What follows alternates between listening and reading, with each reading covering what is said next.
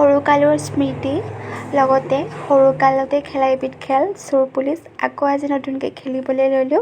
এয়া এফালে এগৰাকীয়ে বনাই আছে কাগজ, মানে নাম লিখি আছে, আৰু মই এইফালে কাটি আছোঁ কাগজ, আৰু এগৰাকীয়ে কাগজখিনি জাপি আছে আৰু এগৰাকীয়ে এখন বহি লৈ পেলাই নামবোৰ লিখি আছে, আৰু এগৰাকীয়ে এয়া কাগজবোৰ যেনেকৈ চাল সাজি সেয়া চালি আছিলে।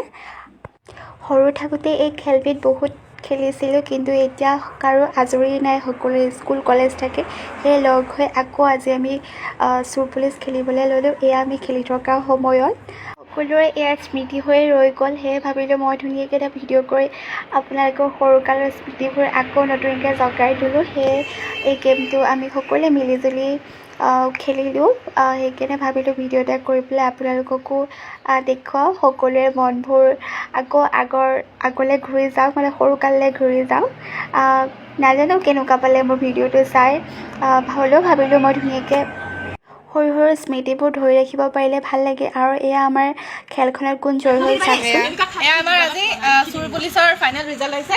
ৰজা হৈছে মই, এয়া ৰাণী আমাৰ মন্ত্ৰী বাইদেউ, পোকৰ এইজনী প্ৰজা, তাই ভাত বনোৱা আমাৰ গোটেইখিনি ছোৱালীবিলাক ভাত বনোৱা এইটোৱে দেই।